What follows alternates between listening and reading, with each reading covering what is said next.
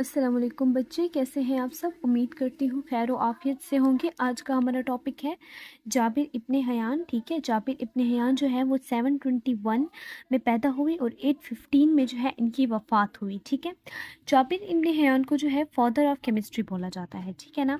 अच्छा, ये जो मैं आपको सारे जो सिनेरियो मैं आपको पहले दिखा रही हूँ ना, ये जस्ट मैं आपको पहले ऊपर ऊपर से बता रही हूँ, उसके बाद हम इसकी डिटेल पढ़ते हैं कि जाबिर इब्ने हयान को फादर ऑफ केमिस्ट्री कहा जाता है। और ये जो प्रॉब्ली फर्स्ट साइंटिस्ट थे जिन्होंने सबसे पहले क्या की थी, लेबॉर्ट्री इस्टेब्लिश की थी। ठीक है ना। और बाकी इन्होंने कुछ एक्सपेरिमेंटल मेथड्स जो है इन्होंने इन्वेंट किए थे, जैसे distillation, sublimation, filtration, extraction of metal etcetera. ठीक है, ये इन्होंने कुछ जो है हमारे पास मेथड्स जो हैं वो क्या किए थे, इन्वेंट किए थे जाबिर इब्ने हयान ने। और इन्होंने हाइड्रोक्लोरिक एसिड, नाइट्रिक एसिड और वाइटलेट इसको क्या किया था, प्रिपेयर किया था। ठीक है ना। तो ये जाबिर इब्ने हयान जो है उन्होंने जो कारनामे सर अंजाम दिए वो सिंपल सा छोटे से पैराग्राफ में इन्होंने बता दिए हैं। ठीक है ना। वैसे तो इनके बहुत ज़्यादा काम है। ठीक है ना, बहुत डिटेल में अगर हम लिखें तो बहुत ज़्यादा डिटेल बनती है जाबिर इब्ने हयान पर।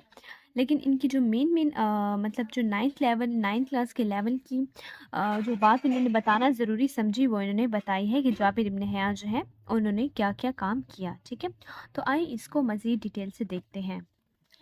तो जाबिर इब्ने हयान को जो है फादर ऑफ केमिस्ट्री भी कहा जाता है। ठीक है, सबसे पहला पॉइंट जो है हम लोग लिख लेते हैं कि जाबिर इब्ने हयान जो है उसको फादर ऑफ केमिस्ट्री कहा जाता है। ठीक है, यानी कि केमिस्ट्री का वालिद। ठीक है ना, फादर ऑफ केमिस्ट्री, केमिस्ट्री का बाप। ठीक है, अब इसको फादर ऑफ केमिस्ट्री इसलिए कहा जाता है क्योंकि इन्होंने बहुत ज़्यादा अचीवमेंट की थी केमिस्ट्री में। ठीक है ना, बहुत ज़्यादा इन्होंने चीज़ें इन्वेंट की और बहुत ज़्यादा मेथड्स जो है इन्होंने हमें बताए, इन्वेंट्स किए, बहुत ज़्यादा एक्सपेरिमेंटल मेथड्स। ठीक है ना, और भी बहुत सारे इन्होंने जो है कारनामे सरअंजाम दिए केमिस्ट्री में। ठीक है ना।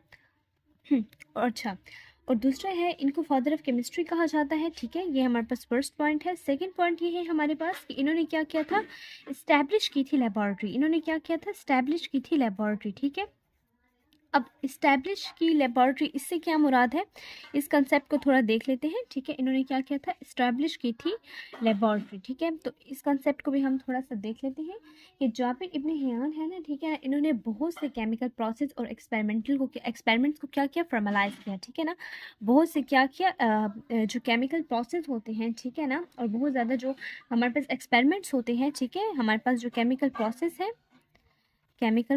है। ठीक है, और जो हमारे पास बहुत सारे एक्सपेरिमेंट्स हैं, प्लस एक्सपेरिमेंट्स।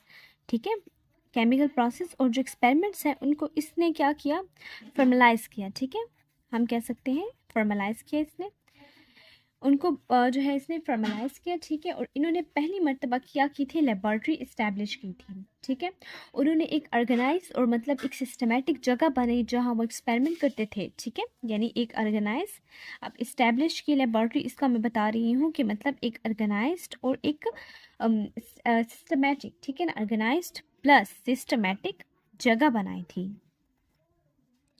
ऑर्गेनाइज और एक सिस्टमेटिक जगह बनाई थी जहाँ पे वो क्या कर सकते थे, एक्सपेरिमेंट्स परफॉर्म कर सकते थे। एक्सपेरिमेंट्स क्या कर सकते थे, परफॉर्म कर सकते थे। एक्सपेरिमेंट्स क्या कर सकते थे, परफॉर्म कर सकते थे।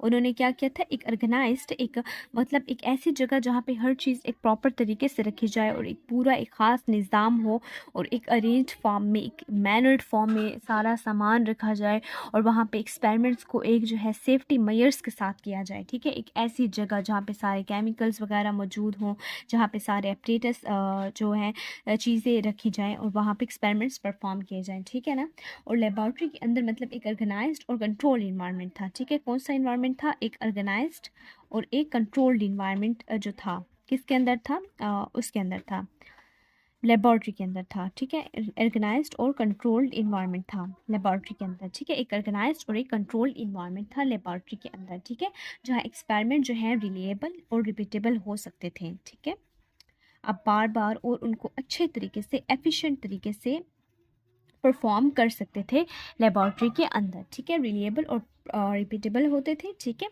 तो ये था इस्टेब्लिश लेबॉर्ट्री का कॉन्सेप्ट कि क्या मुराद है लेबॉर्ट्री इस्टेब्लिश करने से, कि हम जो कहते हैं कि उन्होंने लेबॉर्ट्री जो है इस्टेब्लिश की थी।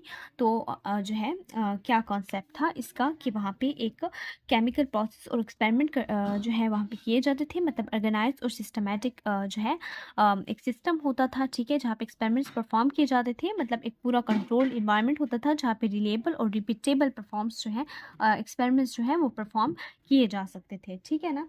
अब दूसरा पॉइंट ये है, थर्ड पॉइंट हमारे पास ये है कि हमारे पास जो है वहाँ पे उन्होंने जो जाबिर इब्न हयान है, इन्होंने इन्वेंट किए कुछ मेथड, ठीक है, इन्वेंटेड जो है उन्होंने कुछ इन्वेंट किए, एक्सपेरिमेंटल मेथड्स। उन एक्सपेरिमेंटल मेथड्स को देख लेते हैं कि उन्होंने कौन कौन से एक्सपेरिमेंटल मेथड्स जो है इन्वेंट किए, ठीक है। तो सबसे पहला जो मेथड है वो हमारे पास क्या है, डिस्टिलेशन, ठीक है। उन्होंने डिस्टिलेशन का प्रोसेस जो है, डिस्टिलेशन का मेथड जो है वो इन्वेंट किया। डिस्टिलेशन क्या होता है, सबसे पहले इसको देख लेते हैं। डिस्टिलेशन क्या होता है, इसके कॉन्सेप्ट को थोड़ा सा समझ लेते हैं। वैसे मैंने आपको डिस्टिलेशन का और जो है डिस्टिलेशन का, फर्मेंटेशन का और फिल्ट्रेशन का कॉन्सेप्ट मैंने आपको पहले भी दिया था एक वीडियो में, ठीक है ना। अगर आपने मेरी वीडियो देखी है, अगर नहीं भी देखी तो आप जाके देख सकते हैं। मुस्लिम पीरियड वाले जो लेक्चर है उसमें मैंने एक्सप्लेन किया हुआ है सारा कि डिस्टिलेशन, फर्मेंटेशन और फिल्ट्रेशन क्या होता है, ठीक है ना। तो डिस्टिलेशन का सबसे पहले देख लें कि डिस्टिलेशन हमारे पास क्या होता है, इसके कॉन्सेप्ट को समझ लेते हैं। हमारे पास जो डिस्टिलेशन होता है इसमें क्या होता है कि आप लिक्विड को जो है हीट करते हो, ठीक है। आपके पास कोई भी कंटेनर है, ठीक है, और इस कंटेनर में आपके पास क्या पड़ा है, लिक्विड पड़ा है, ठीक है। और इस लिक्विड को क्या करते हो आप, हीट करते हो, ठीक है। इस लिक्विड को आप क्या करते हो, हीट करते हो, ठीक है। और इस लिक्विड को हीट करने के बाद ये लिक्विड जो है, लिक्विड को हीट करते हो, लिक्विड जो है वो हमारे पास गर्म हो जाता है और किस में कन्वर्ट हो जाता है, वेपर्स में कन्वर्ट हो जाता है, ठीक है। वेपर्स में कन्वर्ट हो जाता है, ठीक है, वेपर्स में कन्वर्ट होता है और फिर इसको दोबारा कंडेंस किया जाता है, कंडेंस किया जाता है वेपर्स को, और वेपर्स दोबारा किस में कन्वर्ट हो जाते हैं, लिक्विड में कन्वर्ट हो जाते हैं, ठीक है। कंडेंसर की मदद से इसको कूल किया जाता है, कूल करके दोबारा इसको लिक्विड में कन्वर्ट किया जाता है, ठीक है। और इसका मेन जो मतलब वो है डिस्टिलेशन, इनसे क्या हो जाती हैं, इम्प्योरिटीज़ अलग हो जाती हैं, ठीक है। इम्प्योरिटीज़ अलग कर दी जाती है डिस्टिलेशन के प्रोसेस में, ठीक है। डिस्टिलेशन के प्रोसेस में इम्प्योरिटीज़ जो है वो अलग कर दी जाती हैं, ठीक है ना। तो ये डिस्टिलेशन का एक छोटा सा और थोड़ा सा कंसेप्ट है जो मैंने आपको दिया, जो किसने इन्वेंट किया था, जो कि इन्वेंट किया था जाबिर इब्ने हयान ने इन्वेंट किया था, ठीक है। नेक्स्ट जो हमारे पास मेथड है दूसरा जो है वो हमारे पास कौन सा मेथड आपकी बुक में दिया गया है, वो है सब्लिमेशन, ठीक है। अब सब्लिमेशन क्या है, ठीक है। सब्लिमेशन का प्रोसेस हमारे पास कौन सा प्रोसेस होता है, सब्लिमेशन हमारे पास एक ऐसा प्रोसेस है जिसमें आप क्या करते हो, आपके पास सब्लिमेशन एक ऐसा प्रोसेस है जिसमें आप क्या करते हो, आप सॉलिड को डायरेक्ट किस में कन्वर्ट कर देते हो, गैसियस फॉर्म में कन्वर्ट कर देते हो। किस में कन्वर्ट कर देते हो, गैस में कन्वर्ट कर देते हो। सॉलिड को डायरेक्ट किस में कन्वर्ट कर देते हो, गैस में कन्वर्ट कर देते हो। अब ये हमारे पास क्या है, ये हमारे पास एक सब्लिमेशन का प्रोसेस है। नॉर्मल में क्या होता है कि हम लोग क्या करते हैं, नॉर्मली ऐसे होता है ना कि सॉलिड होता है, सॉलिड को आप हीट करते हो तो वो पहले लिक्विड में कन्वर्ट होता है, ठीक है। लिक्विड में कन्वर्ट होता है सॉलिड, और उस लिक्विड से दोबारा वो किस में कन्वर्ट हो जाता है, गैस, या कह सकते हो आप वेपर्स में कन्वर्ट हो जाती है चीज़, ठीक है ना। ये सॉलिड से लिक्विड में कन्वर्ट होती है, कोई भी आप सब्सटेंस, कोई भी चीज़ आपने जो है हीट की, सॉलिड थी, फिर लिक्विड में गई और फिर वो गैस में गई, ठीक है ना। लेकिन सब्लिमेशन एक ऐसा प्रोसेस है जिसमें आप क्या करते हो, सॉलिड को डायरेक्ट किस में कन्वर्ट कर देते हो, गैस में कन्वर्ट कर देते हो। तो ये किसका प्रोसेस है, ये सब्लिमेशन का प्रोसेस होता है। और ये किसने इन्वेंट किया था, ये भी जाबिर इब्ने हयान ने ही इन्वेंट किया था, ठीक है। थर्डली हमारे पास किस प्रोसेस का जिक्र किया गया है, थर्डली हमारे पास प्रोसेस जिसका जिक्र किया गया है वो है फिल्ट्रेशन। फिल्ट्रेशन तो बहुत ही सिंपल प्रोसेस है, आई थिंक इसको समझाने की जरूरत नहीं है।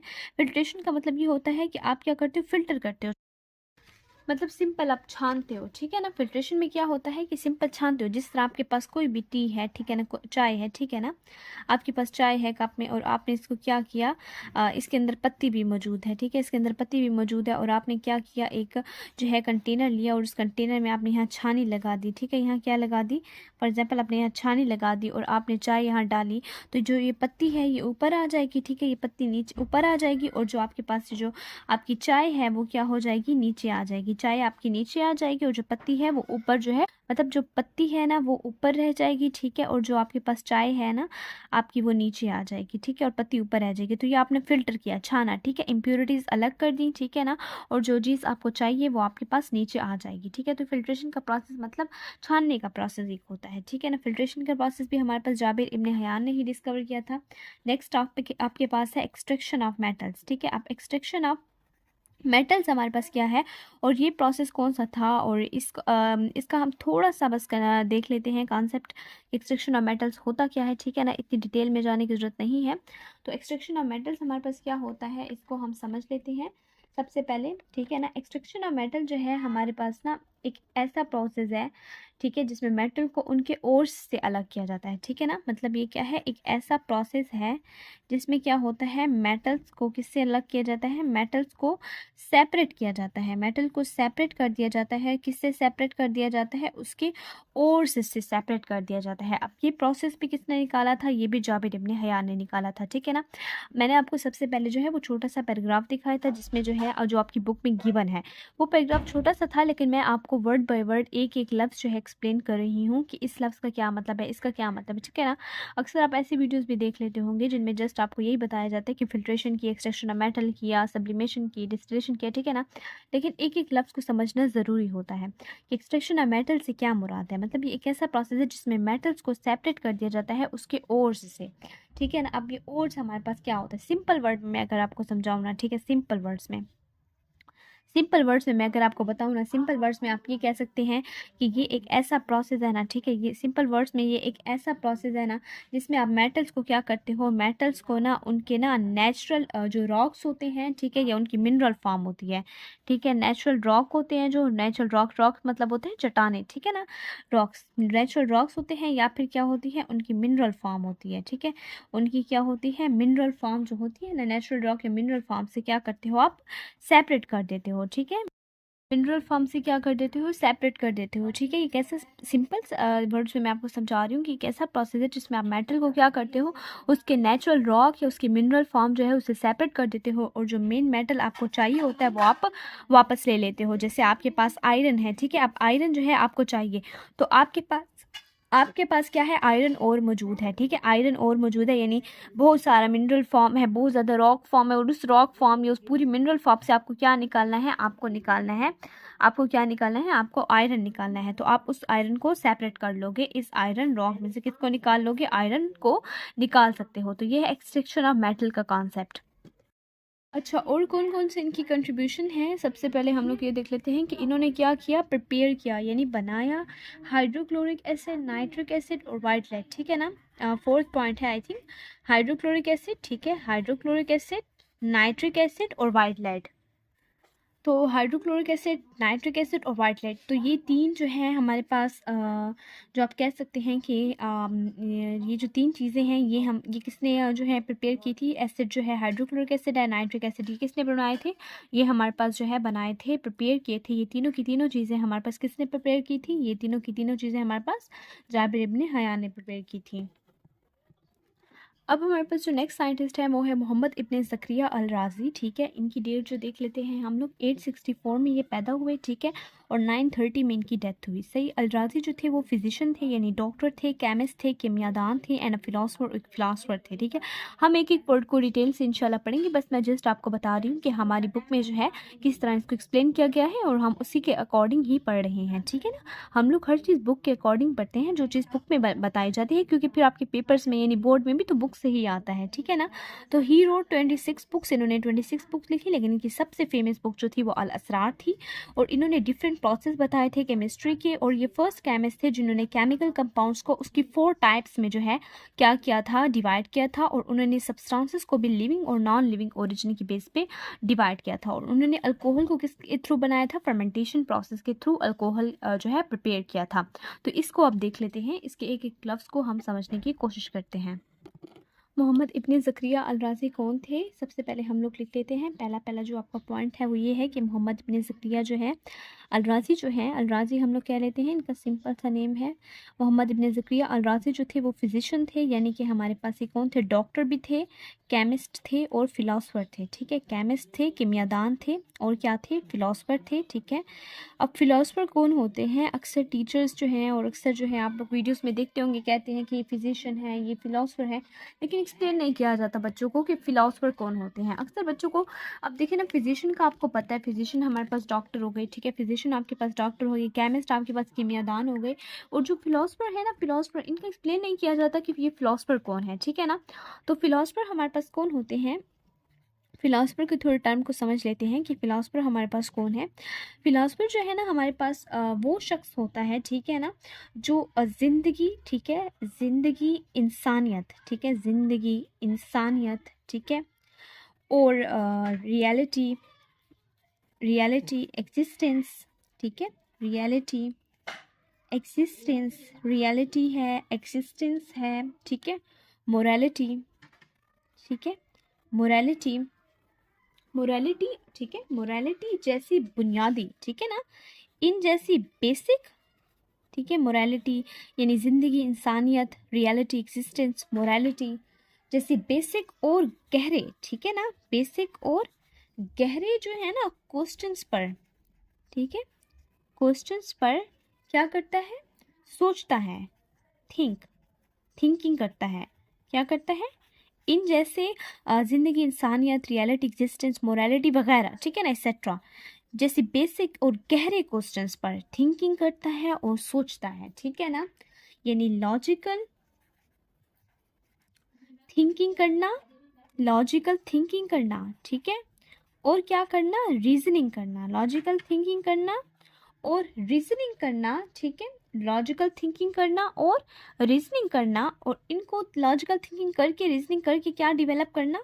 कॉन्सेप्ट डिवेलप करना, कॉन्सेप्ट डिवेलप करना, और क्या डिवेलप करना? थीरीज डिवेलप करना, थीरीज डिवेलप करना। ये किसका काम होता है? ये फिलोसफर का काम होता है। फिलोसफर ज़िंदगी, इंसानियत, रियलिटी, एग्जिस्टेंस, मोरालिटी वगैरह जैसे बेसिक और गहरे सवालों पर सोचता है, लॉजिकल थिंकिंग करता है, रीजनिंग करता है और फिर कॉन्सेप्ट और थीरीज डिवेलप करता है। तो ये कौन होते हैं? ये हमारे पास फिलोसफर होते हैं। ठीक है, तो ये फिलोसफर का कॉन्सेप्ट था जो मैंने आपको देना ज़रूरी समझा। ठीक है, अब हम आ जाते हैं कि हमारे पास नेक्स्ट पॉइंट ये है कि इन्होंने क्या की? 26 बुक्स लिखी। कितनी बुक्स लिखी? 26 बुक्स लिखी। इन्होंने कितनी बुक्स लिखी? 26 बुक्स लिखी। और इनकी जो सबसे फेमस बुक है वो कौन सी है? अल अस्रार। ठीक है, इन्होंने 26 बुक्स लिखी। 26 बुक्स, जो मेन पॉइंट्स है वो मैं आपको हाईलाइट करके दे रही हूँ। और इनकी सबसे जो फेमस बुक है वो क्या है? अल अस्रार है इनकी सबसे फेमस बुक। ठीक है, इनकी सबसे फेमस बुक जो हुई वो अल अस्रार थी। ठीक है, और और फिर दिस बुक, अच्छा ये अल अस्रार बुक थी किस बारे में? इस बुक में इन्होंने क्या किया, क्या डिस्कस किया? इस बुक में इन्होंने डिस्कस किया different process of chemistry, chemistry के मुख्तलिफ किस्म के प्रोसेस। ठीक है, केमिस्ट्री में होने वाले मुख्तलिफ किस्म के प्रोसेस को इन्होंने अल अस्रार में क्या किया? डिस्कस किया। ठीक है, डिफरेंट प्रोसेस ऑफ केमिस्ट्री के उन्होंने क्या किया? डिस्कस किया अपनी इस बुक में। ठीक है, और जो नेक्स्ट पॉइंट ये है कि ये पहले केमिस्ट थे। कौन पहले केमिस्ट थे? अल राज़ी। अल राज़ी पहले केमिस्ट थे जिन्होंने क्या किया? केमिकल कंपाउंड्स को ना, थर्ड पॉइंट क्या है कि जो आपके पास केमिकल कंपाउंड्स है ना, ठीक है, केमिकल कंपाउंड्स, अल राज़ी ने क्या किया? आपके पास जो केमिकल कंपाउंड्स है ना, उनको इसने क्या किया? 4 टाइप्स में कन्वर्ट कर दिया। किस में कन्वर्ट कर दिया? 4 टाइप्स में। कितनी टाइप्स में? 4 टाइप्स में इसने कन्वर्ट कर दिया। 4 टाइप्स में कन्वर्ट कर दिया। अब वो 4 टाइप्स कौन कौन सी थी उनको मैं थोड़ा सा एक्सप्लेन कर देती हूँ। ठीक है, डिटेल में नहीं जाते। वो 4 टाइप्स आपके पास कौन कौन सी थी? Vegetables, vegetables, animals, vegetable, animals, derivatives, derivatives, vegetable, animals, derivatives, और चौथा क्या था? मिनरल्स। चौथा क्या था? मिनरल्स। वेजिटेबल, एनिमल्स, डेरिवेटिव और मिनरल्स। अब ये वेजिटेबल्स क्या है? वेजिटेबल से मुराद प्लांट बेस्ड सब्सटेंस। ठीक है, वेजिटेबल से मुराद कौन से सब्सटेंस? Plant based. ठीक है, प्लांट बेस्ड सब्सटेंस। वो सब्सटेंस जो प्लांट से बनते हैं, ठीक है ना, प्लांट बेस्ड सब्सटेंस, वो सब्सटेंस जो प्लांट से बनते हैं, ठीक है। प्लांट से बनने वाले सब्सटेंस जो हैं वो वेजिटेबल कहलाए। एनिमल्स वो थे, ठीक है, जो सब्सटेंस एनिमल से डिराइव हुए, ठीक है। सब्सटेंस जो किससे डिराइव हुए, सब्सटेंस डिराइव्ड हुए, किससे डिराइव्ड हुए, एनिमल से डिराइव्ड हुए, सब्सटेंस जो एनिमल से डिराइव हुए। और डेरिवेटिव क्या थे, डेरिवेटिव थे जो केमिकल रिएक्शन के ज़रिए बनते हैं चीज़ें, वो चीज़ें जो केमिकल रिएक्शन से बनती हैं, किससे बनती हैं, केमिकल रिएक्शन से बनती हैं, किससे बनती हैं, केमिकल रिएक्शन से बनती हैं, जैसे एसिड या फिर हम कह सकते हैं साल्ट, ठीक है, एसिड साल्ट वगैरह, ठीक है। इसी तरह मिनरल्स क्या थे, मिनरल्स हमारे पास थे नेचुरली अकरिंग सब्सटेंसेस, वो सब्सटेंसेस जो कुदरती तौर पर पाए जाते हैं, ठीक है, नेचुरली तौर पर पाए जाते हैं। अकरिंग चीज़ें थी जैसे कि मेरे पास क्या हो गई, मेटल्स वगैरह हो गए, ठीक है। मिनरल्स वो चीज़ें थी जो कि हमारे पास नेचुरली तौर पे पाए जाते हैं, जैसे मेरे पास मेटल्स वगैरह हो गए। तो इस तरह उसने केमिकल कंपाउंड्स को क्या किया, 4 जो टाइप्स है उसमें डिवाइड कर दिया। मतलब उसने क्या कहा कि कुछ चीज़ें जो हैं, मतलब हमारे पास प्लांट बेस्ड सब्सटेंस होती है जो प्लांट से डिराइव्ड होती हैं, कुछ चीज़ें एनिमल से डिराइव होती हैं, कुछ चीज़ें डेरिवेटिव होती हैं यानी केमिकल रिएक्शन से डिराइव होती हैं, और कुछ चीज़ें जो हैं वो मिनरल्स तौर पे एग्जिस्ट करती हैं यानी कि नेचुरली तौर पे एग्जिस्ट करती हैं, ठीक है। अच्छा, तो फिर उसने क्या किया, और जो पॉइंट है वो ये है कि उसने जो है सब्सटेंस को, किसको, सब्सटेंस को जो है किस में डिवाइड कर दिया, सब्सटेंस को जो है उसने डिवाइड कर दिया लिविंग में और नॉन लिविंग ओरिजिन में। किस में डिवाइड कर दिया, लिविंग में, ठीक है, लिविंग में और नॉन लिविंग ओरिजिन में, ठीक है, लिविंग में और नॉन लिविंग ओरिजिन में उसने क्या कर दिया, डिवाइड कर दिया। अब लिविंग ओरिजिन हमारे पास क्या था और नॉन लिविंग क्या था, इसका थोड़ा सा समझ लेते हैं। लिविंग सब्सटेंस वो थे जो कि बायोलॉजिकल सोर्स से हमारे पास क्या होते थे, डिराइव्ड होते थे, किससे डिराइव होते थे, बायोलॉजिकल सोर्स से डिराइव होते थे, ठीक है ना। और नॉन लिविंग ओरिजिन वो थे जो कि नॉन बायोलॉजिकल सोर्स से डिराइव होते थे, किससे डिराइव होते थे, नॉन बायोलॉजिकल सोर्स से डिराइव होते थे, ठीक है ना। बायोलॉजिकल सोर्स क्या हो सकते हैं हमारे पास, प्लांट्स और एनिमल्स वगैरह, ठीक है, प्लांट्स और एनिमल्स वगैरह हो सकते हैं बायोलॉजिकल सोर्स, ठीक है, ठीक है। ये हमारे पास बायोलॉजिकल सोर्स से डिराइव होते थे लिविंग, और प्लांट्स और एनिमल्स वगैरह जो है इसमें आ जाते हैं, ठीक है, जैसे प्लांट्स और एनिमल्स हैं। और नॉन लिविंग ओरिजिन्स में वो सब्सटेंस आते हैं जो नॉन लिविंग, नॉन बायोलॉजिकल हैं, ठीक है, नॉन बायोलॉजिकल है, ठीक है, यानी कि जो क्या है, सिंथेटिक है। पहला पॉइंट नॉन बायोलॉजिकल, दूसरा पॉइंट है जो क्या है, सिंथेटिक है, ठीक है, जो क्या है हमारे पास, सिंथेटिक है। जैसे मेरे पास क्या है, मिनरल्स हैं, नहीं, जैसे कि मेरे पास क्या है, मेटल्स वगैरह हैं, ठीक है, जैसे मेरे पास क्या है, मेटल्स वगैरह हैं, ये सारी चीज़ें, जैसे सॉल्ट है, ठीक है, जैसे एसिड बेसिस हैं, ठीक है, ये सारी चीज़ें किस में आ रही हैं, ये सारी चीज़ें मेरे पास नॉन लिविंग ओरिजिन में आ रही हैं जो कि अलराजी ने बताई थी, ठीक है। बाकी इसका पॉइंट ये है कि इसने अल्कोहल प्रिपेयर की है, इसने क्या प्रिपेयर की है, अल्कोहल प्रिपेयर की है, क्या प्रिपेयर की है, अल्कोहल, और किससे प्रिपेयर की है, फर्मेंटेशन वाले मेथड से प्रिपेयर की है। अल्कोहल किस तरह प्रिपेयर होती है, फर्मेंटेशन वाले मेथड के थ्रू, ये सारा मैं आपको एक्सप्लेन कर चुकी हूँ, ठीक है, दोबारा एक्सप्लेन करने की आई होप आपको जरूरत नहीं पड़ेगी कि अल्कोहल को फर्मेंटेशन वाले प्रोसेस के थ्रू कैसे प्रिपेयर किया जाता है। अल्कोहल को किस प्रोसेस के थ्रू उसने जो है बनाया, फर्मेंटेशन वाले प्रोसेस के थ्रू बनाया। फर्मेंटेशन का मैं आपको बता चुकी हूँ, फर्मेंटेशन क्या है, हमारे पास एक बायोलॉजिकल प्रोसेस है, ठीक है, फर्मेंटेशन हमारे पास एक बायोलॉजिकल प्रोसेस है, ठीक है, जिसमें आप किसका इस्तेमाल करते हो, माइक्रो ऑर्गेनिज्म यानी किसी बैक्टीरिया वगैरह का इस्तेमाल करके शुगर या यीस्ट को अल्कोहल या एसिड में आप क्या कर देते हो, कन्वर्ट कर सकते हो। ये प्रोसेस आपके पास एनारोबिक है, ठीक है, एनारोबिक मतलब इसमें आपको ऑक्सीजन की ज़रूरत नहीं होती, विदाउट ऑक्सीजन होने वाला एक प्रोसेस है, ठीक है, विदाउट ऑक्सीजन, ठीक है, ऑक्सीजन की आपको ज़रूरत नहीं पड़ती फर्मेंटेशन में, जिसमें सॉरी इसमें आप क्या करते हो, यीस्ट या शुगर को किस में कन्वर्ट कर देते हो, यीस्ट या शुगर को आप कन्वर्ट कर देते हो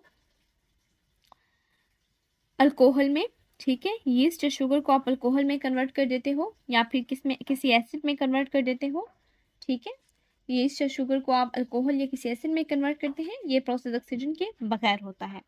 तो बस ये थोड़ा सा कंसेप्ट जो है इस लास्ट लाइन का था कि फर्मेंटेशन के प्रोसेस के थ्रू जो है उसने कैसे प्रिपेयर किया। थर्ड साइंटिस्ट आपके पास है अल्बेरूनी। अल्बेरूनी जो है 973 में पैदा हुए, 1048 में इनकी डेथ हुई। He made greater contribution in the field of physics, physics की फील्ड में इनकी कंट्रीब्यूशन बहुत ज़्यादा है। मेटाफिजिक्स की फील्ड में बहुत ज़्यादा है। मेटाफिजिक्स होता है हमारे पास गैप का इल्म जो रखते हैं, ठीक है ना। मेटाफिजिक्स में हम लोग वो चीज़ें पढ़ते हैं जिसमें गैप का इल्म आ जाता है, जैसे जन्नत, जहन्नम, फरिश्ते वगैरह, और इन चीज़ों का कंसेप्ट जो है ना आप किस में पढ़ते हो, मेटाफिजिक्स में पढ़ते हो, ठीक है ना। ये सारा जो इल्म जो है जिसपे साइंस जो है काम नहीं कर पाए, ठीक है, जिनके बारे में साइंस को कुछ पताता नहीं है, यानी कि जिनको साइंस एक्सप्लेन नहीं कर सकती, उसको क्या कहते हैं, मेटाफिजिक्स कहते हैं। मैथमेटिक्स, रियाजी, ज्योग्राफी जो है, ज्योग्राफिया, एस्ट्रोनॉमी मतलब होता है माहिर फल्कियात, ठीक है, जैसे गैलेक्सीज, प्लैनेट्स, स्टार्स वगैरह का इल्म रखना जो है एस्ट्रोनॉमी में आता है, सारा माहिर फल्कियात होते हैं। हिस्ट्री, तारीख दान। In the field of chemistry he introduce different chemical procedure को उसने डिफाइन किया, ठीक है, डिफरेंट केमिकल प्रोसीजर, कीमियाई प्रोसेस, ठीक है, और केमिकल कम्बिनेशंस वगैरह को उसने क्या किया, इंट्रोड्यूस किया, और डिटरमाइन की उसने डेंसिटीज डिफरेंट सब्सटेंसेस की उसने हमें क्या बताई, डेंसिटीज बताएं, ठीक है। तो अब हम देख लेते हैं अल-बिरूनी का थोड़ा कॉन्सेप्ट। तो अल-बिरूनी ने फिजिक्स में कंट्रीब्यूशन की, ठीक है, मेटाफिजिक्स में की। मेटाफिजिक्स का मैं बता चुकी हूँ, जिनका जवाब साइंस के पास नहीं है, यानी गैप का, ठीक है ना, यानी कि गैब का, जैसे फरिश्ते वगैरह का कंसेप्ट, जन्नत जहन्नम का कंसेप्ट, जिन्नात का कंसेप्ट, ये हम जो कहते हैं ये कैसे एग्जिस्टेंस इनकी, ये सब चीज़ें जो है साइंस एक्सप्लेन नहीं कर सकती। मैथमेटिक्स थे, रियाजीदान थे, ठीक है, मेटाफिजिक्स में उनका कंट्रीब्यूशन था, मैथमेटिक्स में था, ठीक है, जियोग्राफी में था उनका कंट्रीब्यूशन, जियोग्राफिया में था, ठीक है, जियोग्राफिया आपको पता है क्या होती है। एस्ट्रोनॉमी में था, प्लैनेट्स वगैरह में उन्होंने मतलब माहिर फल्कियात जो है उनको हम एस्ट्रोनॉमी मतलब माहिर फल्कियात, ठीक है ना, यानी कि प्लैनेट्स का, गैलेक्सीज का, स्टार्स का, इनका इल्म रखना, ठीक है ना, इनका जो है आपके पास नॉलेज होना, इनकी मालूमात होना, हिस्ट्री की मालूमात होना, इसमें इसने कंट्रीब्यूशन किया, एस्ट्रोनॉमी में किया, ठीक है ना, एस्ट्रोनॉमी में किया, यानी प्लैनेट्स वगैरह के और गैलेक्सीज वगैरह का, और चाँद, सूरज, सितारे, ये सब चीज़ें एस्ट्रोनॉमी में आ जाती हैं, ठीक है ना।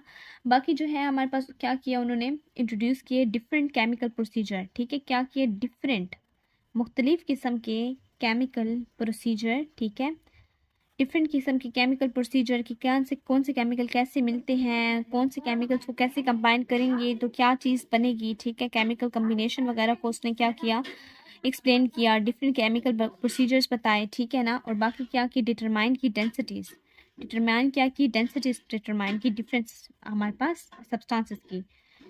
अब डेंसिटीज़ वगैरह जो है ये थोड़ा डीप कंसेप्ट हो जाता है। डेंसिटीज़ का टर्म जो है पहले पहले ही चैप्टर में मौजूद होना और उसको एक्सप्लेन कर देना। इवन मास और वॉल्यूम जो है उसका कॉन्सेप्ट आपको मैंने नहीं दिया अभी तक, ठीक है, बस ये बता देती हूँ densities of different substances, different substances, कौन कौन से सब्सटेंस की उसने डेंसिटी बताई हमें, ठीक है, उसने बहुत सारे सब्सटेंस की डेंसिटीज़ बताई, ठीक है, जैसे हमारे पास क्या है, गोल्ड है, सिल्वर है, आयरन है, कॉपर है, ठीक है ना। तो डिफरेंट सब्सटेंसेस की उसने क्या बताई हमें, डेंसिटीज बताई, डिफरेंट सब्सटेंसेस की क्या बताई, डेंसिटीज बताई, ठीक है। नेक्स्ट जो हमारे पास साइंटिस्ट हैं वो हमारे पास है इब्ने सीना। इनका नाम तो आपने सुना हुआ होगा। 980 में पैदा हुए, 1037 में इनकी वफात हुई।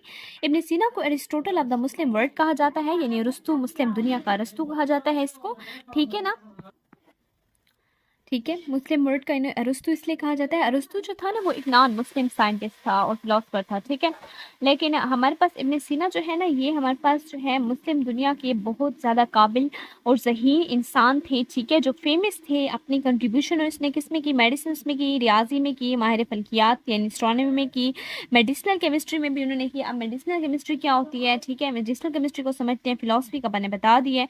ये फर्स्ट केमिस्ट थे जिन्होंने बताया था कि हम मेटल्स को ना गोल्ड में कन्वर्ट नहीं कर सकते। हमने जो मुस्लिम पीरियड में पढ़ा था ना कि मुसलमानों की कौन से गोल्स थे, वो चाहते थे कि हम लोग मेटल्स को ना गोल्ड में कन्वर्ट करें, ठीक है ना। तो इन्होंने कहा था कि नहीं, हम लोग मेटल्स को गोल्ड में कन्वर्ट नहीं कर सकते। इन्होंने 100 से ज़्यादा बुक्स लिखी थी और इनकी बुक्स यूरोप में कई सदियों तक पढ़ाई जा रही हैं और पढ़ाती रही गई, यानी इनकी बुक्स जो है ना यूरोप में वो कई सदियों तक पढ़ाई गई। इब्न सीना का देख लेते हैं। इब्न सीना कौन थे? तो सबसे पहले हम लोग क्या लिख लेते हैं कि जो इब्न सीना जो थे ना, इनको क्या कहा जाता है? Aristotle of the Muslim world कहा जाता है। क्या कहा जाता है? Aristotle of the Muslim world. ठीक है, मुस्लिम दुनिया का क्या कहा जाता है? अरस्तु कहा जाता है, एरिस्टोटल ऑफ मुस्लिम वर्ल्ड। ठीक है, एरिस्टोटल ऑफ मुस्लिम वर्ल्ड कहा जाता है। ठीक है, सेकेंड पॉइंट हमारे पास क्या है? सेकेंड पॉइंट हमारे पास ये है कि इनकी कंट्रीब्यूशन किस किस चीज़ में थी? मेडिसिन में थे, मेडिसिन में इनकी कंट्रीब्यूशन है, मेडिसिन में है, मैथमेटिक्स में है, एस्ट्रोनॉमी में है। मेडिसिनल केमिस्ट्री हमारे पास क्या होता है? मतलब मैंने ये बताया ना, मेडिसिन, मैथमेटिक्स, एस्ट्रोनॉमी, फिलॉसफी और मेडिसिनल केमिस्ट्री। अब मेडिसिनल केमिस्ट्री हमारे पास वो होता है जिसमें हम ड्रग्स को इम्प्रूव करना, ठीक है, ड्रग्स को क्या करना? इम्प्रूव करना। ठीक है, ड्रग्स को इम्प्रूव करना और क्या करना? इफेक्टिव मेडिसिन बनाना। ठीक है, इफेक्टिव मेडिसिन बनाना, ये सारा हम लोग किस में पढ़ते हैं? मेडिसिनल केमिस्ट्री में पढ़ते हैं। ठीक है, इफेक्टिव मेडिसिन बनाना, ये सारा हम किस में पढ़ते हैं? मेडिसिनल केमिस्ट्री में पढ़ते हैं। ठीक है, बाकी उसने क्या किया था? रिजेक्ट किया था एक आइडिया। कौन सा रिजेक्ट किया था आइडिया? उसने रिजेक्ट किया था ये आइडिया कि आप जो है वो मेटल्स को जो है ना आप ना गोल्ड में ना कन्वर्ट क्या नहीं कर सकते। Reject idea. कौन सा आइडिया? कि मेटल्स को गोल्ड में कन्वर्ट नहीं किया जा सकता। बाकी क्या है? बाकी इसका ये पॉइंट था कि इसने जो है ना मोर देन 100, इसने 100 से ज़्यादा किताबें लिखी, मोर देन 100 बुक्स। ठीक है, कितना ज़्यादा ज़हीन शख्स था, आप खुद समझ लें।